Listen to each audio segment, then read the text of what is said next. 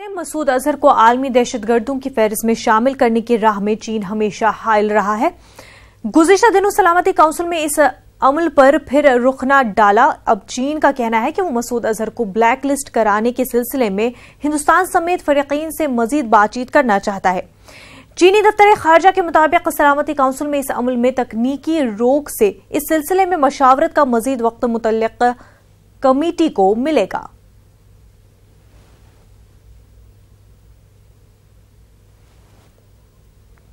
दिल्ली से हमारे नुमाइंदे शैलेंद्र बागू इस वक्त हमारे साथ जुड़ चुके हैं। शैलेंद्र, आपसे जानना चाहेंगे कि चीन का बयान आया है कि हम जो है इस पूरे मामले पर मसूद अजहर को ब्लैकलिस्ट करने के मामले पर हिंदुस्तान से बातचीत करेंगे, जबकि वो पहले ही जो है अड़चनें डाल चुका है, वो रोक चुका है पूरा प्रोसेस। अब लेकिन कह रहा है कि बातचीत करेंगे, क्या वजह इसकी?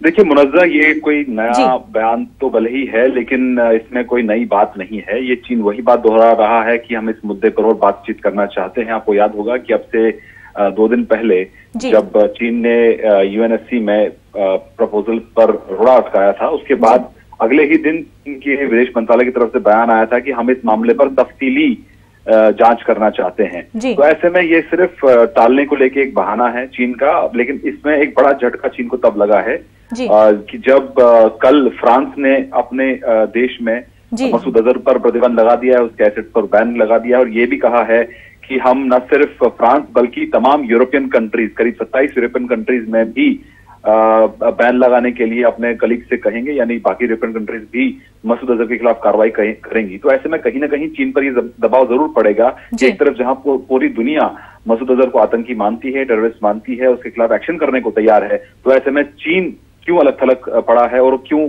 आतंकियों की मदद करने के लिए मजबूर है। तो ऐसे में इस बयान से कुछ ज्यादा उम्मीद नहीं की जा सकती, लेकिन ये जरूर है कि चीन कहीं ना कहीं बचता हुआ नजर आ रहा है। वो बातचीत की बात कर रहा है, लेकिन भारत ने पहले ही साफ कर दिया है कि वो चीन के इस फैसले से डिसअपॉइंटेड है और आगे भी भारत की लड़ाई जारी रहेगी। जी बिल्कुल शैलेंद्र, जैसे कि हिंदुस्तान ने पहले ही बता दिया है कि चीन के फैसले से डिसअपॉइंटेड है, पर अब जबकि उनका बयान आया है कि वो बातचीत करना चाहते हैं मजीद इस मामले को लेकर के, तो हिंदुस्तान का अगला कदम क्या होगा? देखिए, इसमें दिलचस्प बात यह है कि भले ही चीन ये कह रहा है कि हम इस मामले पर और बातचीत करना चाहते हैं, लेकिन सबसे बड़ा सवाल ये कि 2001 में ही मसूद अजहर पर प्रतिबंध, माफ कीजिए, जैश ए मोहम्मद पर प्रतिबंध लगाया जा चुका है यूएन में, और 10 साल बीत चुके हैं। 10 साल तक चीन क्या ये स्टडी नहीं कर पाया अब तक कि जो उसका सरगना मसूद अजहर है वो अब तक आतंकी है? 10 साल का वक्त काफी लंबा वक्त होता है। जैश ए मोहम्मद को भले ही यूएनएससी ने एक आतंकी संगठन माना हो, लेकिन मसूद अजहर पर अब तक सहमति नहीं बन पाई है। कारण है चीन, और पिछले 10 सालों से चीन यही तर्क दे रहा है, यही कारण बता रहा है कि हमें इस पर और वक्त चाहिए। 10 साल का वक्त बहुत होता है ये साबित करने के लिए कि जैश ए मोहम्मद का सरगना मसूद अजहर है और मसूद अजहर पर भी प्रतिबंध लगाना चाहिए। तो ऐसे में सिर्फ और वक्त मांगकर चीन सिर्फ टालने की बात कर रहा है, सिर्फ इस पूरे मामले पर वो टाल मटोल करता है।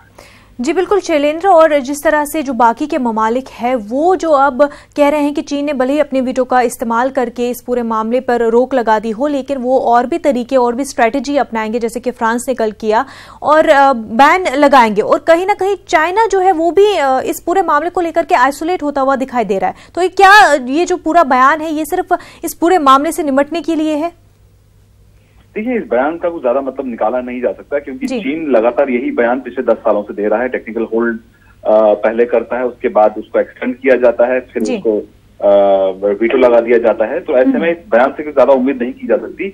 हालांकि वो ये कह रहा है कि भारत से बातचीत करेंगे, लेकिन दुनिया जब मान चुकी है मसूद अजहर को एक आतंकी है और उसके इशारों पर इस तरह के हमले आगे भी होने की संभावना है, तो ऐसे में मसूद अजहर पर प्रतिबंध ना लगाना ये सिर्फ और सिर्फ पाकिस्तान को खुश करने की कोशिश है। और वहीं दुनिया से बचने के लिए बस वो कह रहा है कि हम बातचीत करेंगे, लेकिन भारत का भरोसा उठ चुका है, क्योंकि पिछले 10 सालों से चीन का यही रवैया रहा है कि हमें इस पे और तफसील से जांच करनी होगी। लेकिन अब इन बयानों का कोई मतलब नहीं है, क्योंकि अब सिवाय चीन के बाकी तमाम जो मुल्क है, जिसमें जैसे कल फ्रांस का जो हमने फैसला आया है, उससे ये साफ हो गया कि दुनिया मान चुकी है कि मसूद अजहर आतंकी है पुलवामा हमले के बाद। तो ऐसे में अब चीन का मानना या ना मानने से बहुत ज्यादा फर्क नहीं पड़ता है, क्योंकि ये भी सामने एक खबर ये भी आई थी कि जो यूएनएससी के टॉप डिप्लोमेट ने ये भी कहा कि चीन हमारे रास्ते में जानबूझ के रोड़े अटका रहा है, हमारे पास फिर और भी ऑप्शंस हैं और भी विकल्प हैं मसूद अजहर के खिलाफ कार्रवाई करने की।